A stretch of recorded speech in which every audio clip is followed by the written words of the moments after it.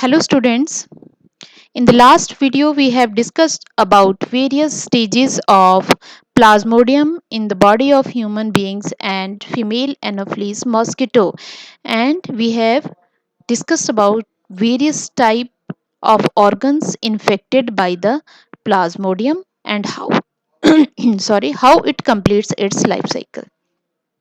Now how malaria is controlled, तो यहाँ पे हम देखेंगे किस तरह से कंट्रोल किया जाता है। अ नेशनल लेवल प्रोग्राम, कौन सा एक स्पेशल प्रोग्राम है जिसको जो है लॉन्च किया गया था, that is NMEP, national malaria eradication programme, to implement various measures to control malaria. Malaria को कंट्रोल करने के लिए इस प्रोग्राम को लॉन्च किया गया था। तो कैसे कैसे इसको कंट्रोल हमने किया है? First of all bye treatment. Treatment इसके लिए जो टैबलेट्स दी जाती हैं, आजकल आप इनका नाम भी सुन रहे होंगे, हाइड्रोक्लोरोक्विनोन भी कहा जाता है, क्लोरोक्विनोन फॉस्फेट भी इसको कहा जाता है। और ये कहाँ से ऑब्टेन होती है? एक प्लांट है दैट इज सिनकोना ट्री। इसकी जो बार्क होती है उसमें से इस ड्रग को ऑब्टेन किया जाता है, तो इससे ट्रीट किया जा सकता है मलेरिया को। Second, we know that prevention is better than cure. तो प्रिवेंशन के थ्रू भी हम कर सकते हैं। तो प्रिवेंशन कैसे किया जाएगा? It includes various measures to check the growth. यहाँ पे क्या किया जाएगा? Mainly check the growth, mosquitoes की ग्रोथ को चेक किया जाएगा ताकि ये आगे स्प्रेड ही ना हो। अब इसमें आपने देखा था कि सबसे ज़्यादा ऑर्गन कौन सा अफेक्ट हुआ था? लीवर, और सबसे ज़्यादा डैमेज होता है आरबीसीज में। Now let's move to the other diseases. Now today we will start with the diseases which are caused by helminths. What are helminths, जिनको हम निमेटोड्स भी कहते हैं या हम राउंड वॉर्म्स भी कहते हैं। तो देखते हैं कौन कौन से राउंड वॉर्म जो है डिजीजेस कॉज करते हैं। तो सबसे पहले हम करेंगे एस्केरियासिस। एस्केरियासिस नाम से ही पता चल रहा है कौन कॉज कर रहा है? एस्केरिस।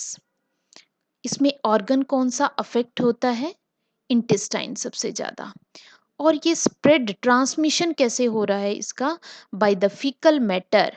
फीकल मैटर होता है जो इन्फेक्टेड पर्सन का, which contaminated water, vegetables and fruit. अगर उस फीकल मैटर की वजह से वहाँ का जो वाटर है अगर वो कंटेमिनेट हो जाता है, उसमें फीकल मैटर मिक्सअप हो जाता है या वेजिटेबल्स के साथ मिक्सअप हो जाता है या फ्रूट्स के साथ, क्योंकि जिस एरियाज में ग्रो किए जाते हैं अगर वहाँ पे जो इरिगेशन किया जाए तो वहाँ पे अगर वो फीकल मैटर इन्फेक्टेड वाटर हो तो उस केस में जो है ये स्प्रेड कर सकते हैं वाटर, वेजिटेबल्स एंड फ्रूट्स इस पैथोजन को। अब इसमें सिम्टम्स क्या हैं? इसके सिम्टम्स हैं इंटरनल ब्लीडिंग, मस्कुलर पेन, क्योंकि ऑब्वियसली इंटरनल ब्लीडिंग होगी, ये बहुत ज़्यादा ग्रो कर जाते हैं इंटेस्टाइन में।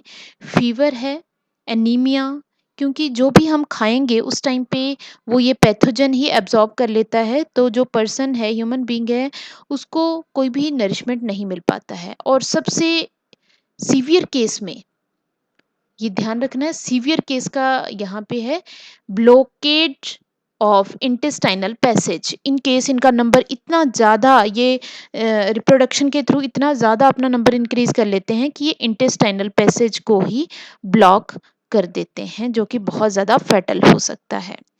Now next disease is elephantiasis, और फिलेरियासिस भी इसको कहा जाता है। तो कंफ्यूज नहीं होना है सभी ने, बोथ आर सेम, एलिफेंटियासिस और फिलेरियासिस। तो फिलेरियल वॉर्म इसको कहा जाता है। कौन कोज करता है? इसका नाम सभी अच्छे ढंग से याद करेंगे विद स्पेलिंग, वोचिरीरिया। इसके स्पेलिंग मिस्टेक्स की वजह से बहुत मार्क्स एग्जाम्स में कटते हैं, तो आपने याद रखना है। और इसकी जो दो स्पीसीज हैं, वोचिरीरिया बैंक्रॉफ्टी एंड वुचिरीरिया मालाई, तो दोनों आपने याद रखने हैं, वुचिरीरिया बैंक्रॉफ्टी एंड वुचिरीरिया मलाई, दोनों स्पीशीज पूछी जाती हैं इसकी। अब सिम्टम्स क्या हैं इसके? Chronic inflammation. आपको पता है एलिफेंटियासिस में क्या होता है? जो लिम्स हैं, लोअर लिम्स हैं, उनमें स्वेलिंग आ जाती है। क्यों स्वेलिंग आ जाती है? क्योंकि वहाँ पे जो वहाँ के लिम्फ ग्लैंड्स हैं वो बहुत ज़्यादा इन्फ्लेमेशन आ जाती है उनमें, inflammation, redness and swelling. What is inflammation? Redness and swelling. जिस भी ऑर्गन में ये स्टे करते हैं वहाँ पे रेडनेस और स्वेलिंग हो जाती है, और mostly in the lower limbs. Organ mostly affected होते हैं लोअर पार्ट और मोस्टली लिम्स इन्फेक्टेड, और इसका इन्फेक्शन जो है बॉडी में स्प्रेड होता है थ्रू लिम्फेटिक सिस्टम, हमारे लिम्फ नोड्स के थ्रू ये बॉडी के अदर पार्ट्स में स्प्रेड हो जाता है। Now next type of diseases are fungal infections. What are fungal infections? आप सभी देखते हैं कि बहुत सारी ऐसी फंजाई हैं जो पैरासिटिक होती हैं और पैथोजेनिक होती हैं, जो बहुत सारी डिजीजेस भी कॉज करती हैं। तो इसमें सबसे पहली आ जाती है रिंग वॉर्म। सबसे most common type of fungal infection है जिसको रिंग वॉर्म कहते हैं हम। कौन कॉज करता है? 3 जीनस हैं, जेनरा हैं, 3 जेनरा फंजाई जो रिंग वर्म कोज करते हैं। इसके बिल्कुल विद स्पेलिंग आपको नेम याद होना चाहिए। First one is trichophyton, second is microsporum and third is Epidermophyton. नाम आप अच्छे ढंग से बोलेंगे तो आपको स्पेलिंग भी याद रहेंगे। Trichophyton, microsporum and Epidermophyton. अब ये स्प्रेड कैसे होते हैं? फंजाई एक से दूसरे में स्प्रेड हो जाती है, बिल्कुल इन्फेक्शियस होता है, by soil, by using towel, clothes और even comb of infected person. अगर किसी भी पर्सन को ये इन्फेक्शन है, उसका आपने टॉवल यूज़ कर लिया, उसके क्लोथ्स यूज़ कर लिया, उसकी कॉम्ब यूज़ कर ली, तो आप में भी ये इन्फेक्शन हो जाएगा। सिम्टम्स क्या हैं? Appearance of dry scaly lesions on skin. White colour के आप देखते हैं लीजन्स जो है, ड्राई स्किन जो है अपीयर हो जाती है, स्किन बिल्कुल ड्राई हो जाती है, वाइट कलर की हो जाती है, उसको कहते हैं ड्राई स्केली लीजन्स। और ये स्किन के भी ऊपर होते हैं, नेल्स पे भी अपीयर हो जाते हैं। स्कैल्प, आपकी जो स्किन है हेड रीजन की, दैट इज स्कैल्प, उसके ऊपर भी हो जाते हैं, और बहुत ज़्यादा इचिंग होती है, इंटेंस इचिंग उस पार्ट में होती है।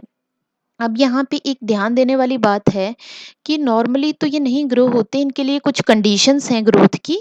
कौन सी कंडीशन है? Heat and moisture. ये हम 11th में करके आए हैं कि फंजाई की ग्रोथ सबसे ज़्यादा हीट और मॉइस्चर में होती है।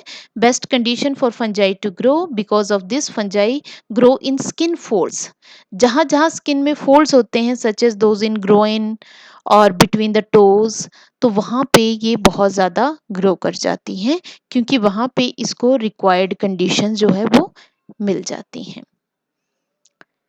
अब कुछ नई डिजीजेस भी जो सिलेबस में ऐड हुई थी वो भी हम करेंगे। हालांकि आ जाता है इनके बारे में क्योंकि ऐड हो चुकी हैं सिलेबस में, हालांकि मे बी एनसीईआरटी में गिवन ना हो, बट ये सिलेबस में है।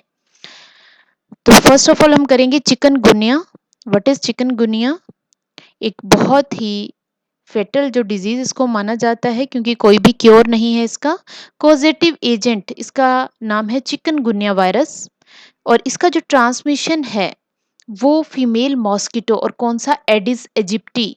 नाम याद रखना है आपने, Aedes aegypti, AEGYPTI, Aedes aegypti.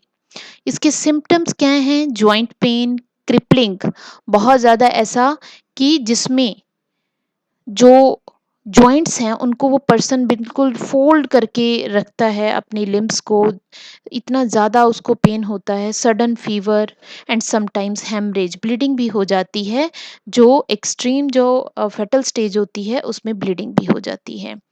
तो ये तो था, इसका अभी तक कोई भी क्योर नहीं है। Next disease is dengue. Dengue is also known as breakbone disease because of extreme joint pain in the body. Okay, joint pain और extreme pain in the body, joints में भी पेन होगा और बॉडी में भी बहुत ज़्यादा पेन होता है। कॉजेटिव एजेंट क्या है? एक group of viruses, that is flavi ribo viruses. ठीक है, फ्लेवी राइबो वायरस उसको कहा जाता है जो इसको कॉज करता है, और इसका भी ट्रांसमिशन एक मॉस्किटो करता है, that is Aedes aegypti. Same वही है। सिम्टम्स क्या हैं इसके? High fever, headache, joint pain, vomiting, pain in eyes, और सबसे ज़्यादा जो फेटल स्टेज है उसमें bleeding from nose, mouth, and gums. So these are the diseases. Now, in the next video, we will study about the prevention of these diseases.